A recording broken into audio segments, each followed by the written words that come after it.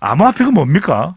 예. 그냥 우리가 보통 일반인들한테 제가 설명을 드릴 때는요. 네네. 솔직히 우리가 알고 있는 뭐 사이버머니라든지 게임머니 네. 이게 가상화폐라고 생각하시면 되는데요. 네. 문제는 그런 거를 만드는 기술이 좀 달라요. 그래서 저희가 암호화폐라고 얘기하는 거는 이제 블록체인 기술이라는 게 있습니다. 네. 그리고 또 이제 암호 기술이라는 게 있어요. 이런 거를 해서 만든 이제 P2P 화폐, 이제 개인 간 전송이 가능한 화폐라고 생각하시면 가장 간단합니다. 예. 네.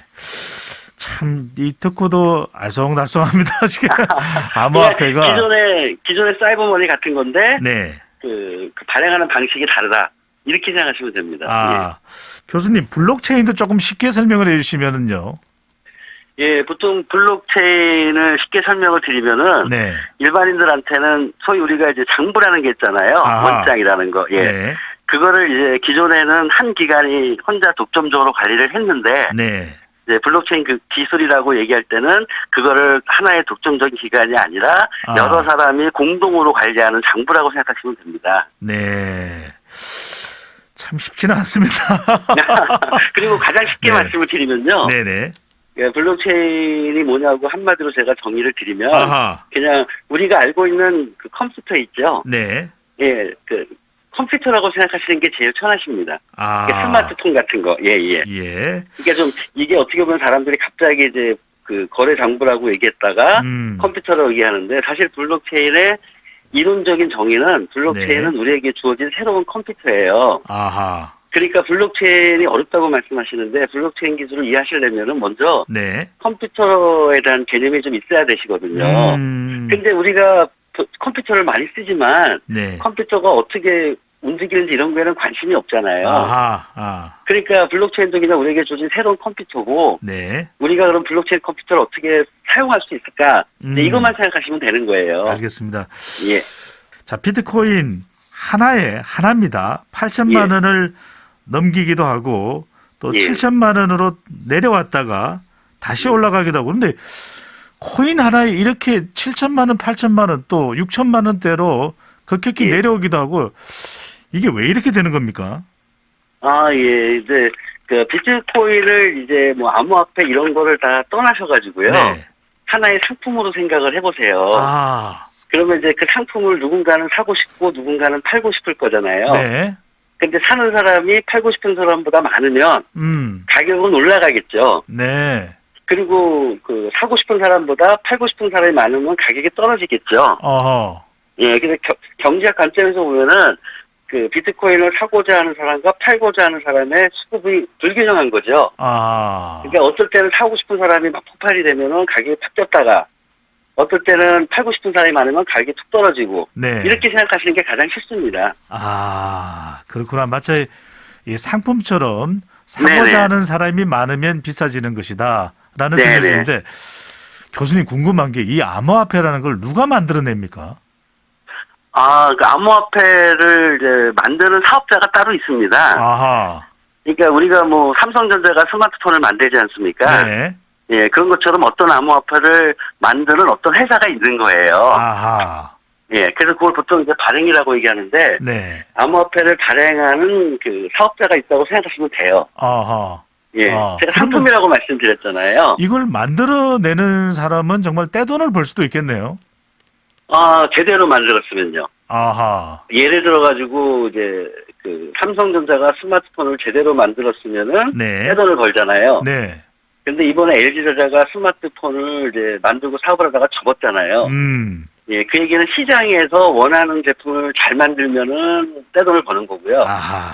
시장에서 원하지 않는 제품을 잘못 만들면은 망하잖아요.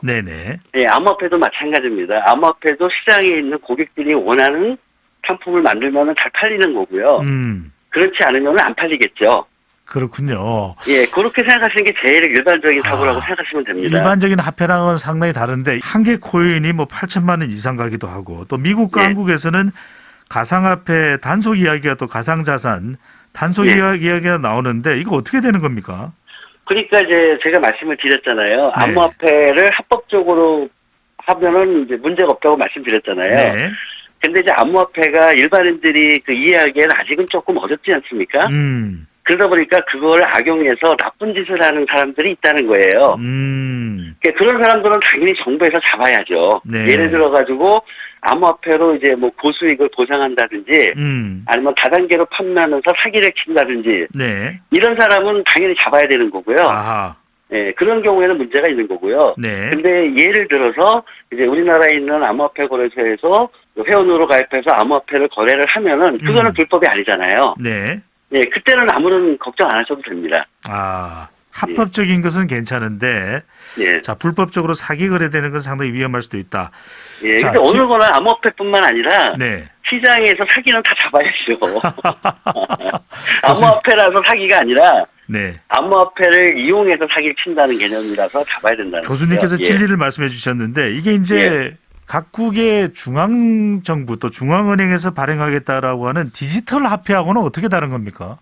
아, 예, 이제 사실 그런 게 논쟁의 시작인데요. 네네. 암호화폐를 발행하는 사람은 국가가 아니잖아요. 이제 그러다 보니까 뭐 내재적 가치가 어떻게 되느냐, 누가 보증하느냐 이런 얘기를 많이 하세요. 네. 근데 사실 생각해 보면요, 그 디지털, 그러니까 현재 그 종이 화폐를 디지털화 시킨 게 디지털 법정 화폐라고 우리는 얘기를 합니다. 이제 그거는 이제 디지털 전환이라는 얘기를 우리는 많이 하잖아요. 네. 미래는 다 디지털화 세상이 된다고. 그래서 현재 종이 화폐를 그 디지털로 전환하는 디지털 법정 화폐는 당연히 나오게 돼 있고요. 암호화폐라고 우리가 얘기했잖아요. 그 화폐라는 것 때문에 사람들이 좀 오해를 하세요. 네. 근데 암호화폐는 우리가 생각하는 그런 화폐 개념은 아니고요. 그러니까 제가 예를 들면 수표 있지 않습니까? 네. 네, 수표가 화폐인가요? 아니잖아요. 아, 그렇군요. 그리고 상품권이라는 거 있잖아요. 네네. 예, 상품권도 화폐가 아니잖아요. 근데 우리는 상품권을 가지고 백화점 가서 물건을 살 수 있는 역할을 해주잖아요. 네. 그러니까 이런 식으로 현재 우리가 우리 경제에서 사용하는 뭐 수표라든지 아니면은 회수권, 그 버스 탈 때 토큰이라든지 상품권이라든지 아니면 포인트, 카드 쓰면 포인트 받지 않습니까? 알겠습니다. 네. 예, 그런 것들을 이제 암호화폐라고 생각하시면 돼요. 네. 예. 자, 예. 20, 30대는 솔깃합니다. 이게, 인생 역전의 기회가 될 수도 있다 이런 얘기 나오는데 투자에 있어서 어떤 점을 좀 주의를 기울여야 될까요? 예, 제가 이제 말씀드리고 싶은 건, 네.